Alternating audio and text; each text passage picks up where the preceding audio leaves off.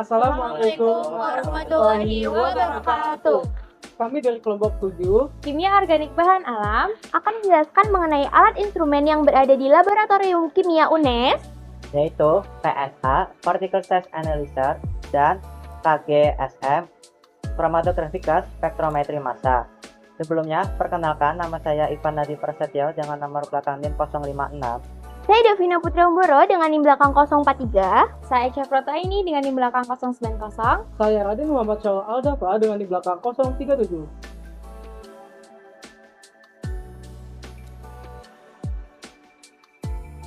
PSA atau Particle Size Analyzer adalah alat untuk mendistribusi suatu partikel, yaitu bisa dari cairan, suspensi, atau dari batasan. Nah, sebelum melaksanakan karakterisasi PSA, kita melakukan preparasi sampel, yaitu menggunakan alat sonikator. Alat sonikator ini berfungsi untuk memecah partikel yang ada di dalam larutan atau padatan, sehingga kumpalan-kumpalan yang ada di dalam sampel dapat terpecah dan bentuknya lebih terdistribusi merata. Oke, selanjutnya kita bakalan masuk ke cara kerja dari PSA atau Particle Size Analyzer. Tapi sebelum kita masuk ke cara kerja dari PSA atau Particle Size Analyzer, kita melakukan preparasi sampel terlebih dahulu ya teman-teman. Nah, untuk preparasi sampel ini kita menggunakan sonikator. Nah, untuk cara kerja dari sonikator ini yaitu untuk menghomogenkan suatu senyawa. Nah, untuk yang pertama kita colokkan dulu untuk kabelnya supaya mengaktifkan alat ini. Kemudian kita atur dulu suhunya. Untuk pengaturan suhu ini tergantung dari sampel yang akan kita uji ya. Kemudian setelah kita atur suhu, kita atur juga waktunya. Setelah kita atur keduanya antara suhu dan waktu, maka sonikator akan bekerja. Nah, kerja dari sonikator ini akan menghasilkan suatu gelombang ultrasonik, di mana suatu gelombang ultrasonik ini bakal menghasilkan suatu gelembung. Nah, gelembung itu akan membuat suatu letusan, di mana letusan ini akan memecah suatu partikel yang satu dengan yang lainnya. Akhirnya nanti senyawa tersebut bisa menjadi homogen, seperti itu.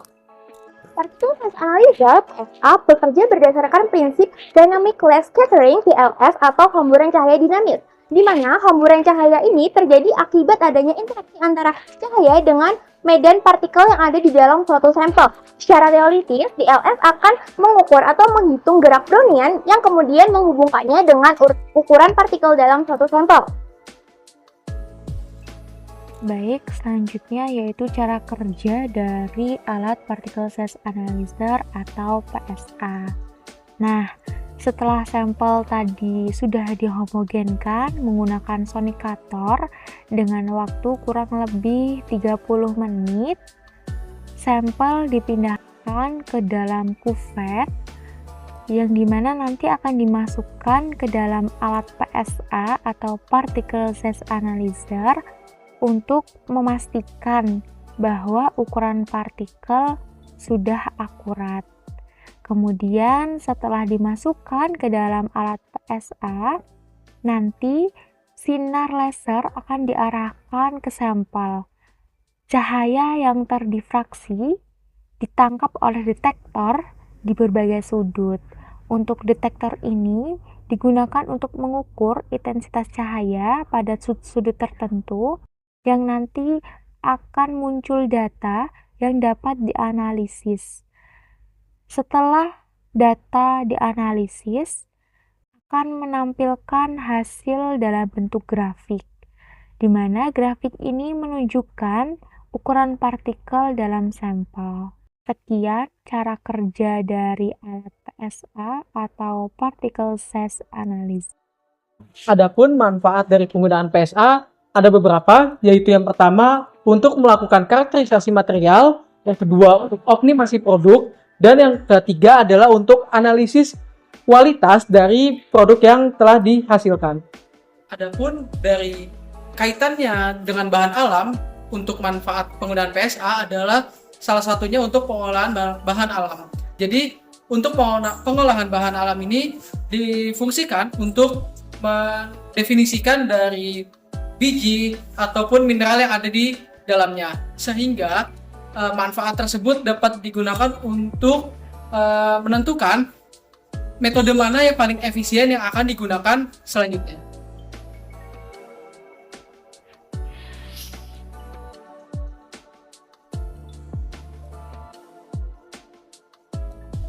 Kromatografi gas spektroskopi massa merupakan suatu alat analisis yang banyak digunakan di berbagai bidang, seperti bidang kimia, bidang farmasi, bidang forensik, maupun bidang lingkungan. Nah, alat analisis ini bekerja berdasarkan dua prinsip. Yang pertama yaitu kromatografi gas, yaitu pemisahan campuran berdasarkan komponen-komponennya yang didasarkan oleh fase diamnya atau tingkat volatilitasnya atau tingkat kemudahan menguap. Yang kedua yaitu spektroskopi massa. Spektroskopi massa merupakan teknik analisis lanjutan dari kromatografi gas, di mana molekul yang keluar dari kromatografi gas akan dianalisis berdasarkan massa molekul tersebut. Kromatografi gas spektrometri massa memiliki dua prinsip dasar. Yang pertama, kromatografi gas, dan yang kedua, spektrometri massa. Nah, untuk prinsip kromatografi gas yaitu kromatografi gas bekerja dengan memisahkan sampel cair hingga berubah menjadi uap yang dapat dibawa oleh gas seperti helium atau hidrogen. Nah, gas yang tersebut dinamakan gas pembawa atau fase bergerak. Gas tersebut lalu melalui kaca atau logam panjang yang tipis yang bernama kolom yang dilapisi dengan bahan kimia atau fase diam. Nah, senyawa yang diuapkan didorong melalui kolom, yang mana reaksinya akan melambat saat berinteraksi dengan fase diam. Nah, untuk mencapai ujung kolom akan memerlukan beberapa waktu. Nah, waktunya bergantung kepada sifat dari bahan kimia tersebut. Nah, saat bahan kimia itu terpisahkan, akan diteruskan ke spektrometri massa. Nah, di spektrometri massa ini yaitu menggunakan prinsip dasar dengan bergerak cepat melalui berbagai tegangan, mengukur banyak rasio M/Z. Nah, ion-ion yang melewati instrumen diukur oleh detektor yang disebut pengganda elektron, yang memberikan intensitas sinyal untuk setiap spesies ion yang ada. Nah, data yang terekam pada setiap titik waktu percobaan disebut dengan spektrum massa. Nah, pola spektrum ini akan digunakan untuk mengidentifikasi. Penggunaan GCMS atau gas chromatography mass spectrometry melibatkan beberapa hal penting yang perlu diikuti untuk mendapati hasil analisis yang akurat. Berikut adalah langkah-langkah tersebut. Yang pertama adalah persiapan sampel. Persiapan sampel terdiri dari pengambilan sampel, ekstraksi, kemudian pengenceran. Selanjutnya, terdapat injeksi sampel, di mana injeksi sampel tersebut merupakan sampel yang telah disiapkan, diinjeksi ke dalam alat gizi menggunakan injektor. Hal tersebut bisa dilakukan secara manual atau otomatis. Yang kedua, pengaturan suhu. Suhu injektor harus diatur agar analit dapat menguap dengan baik. Yang selanjutnya, yang ketiga, kromatografi gas.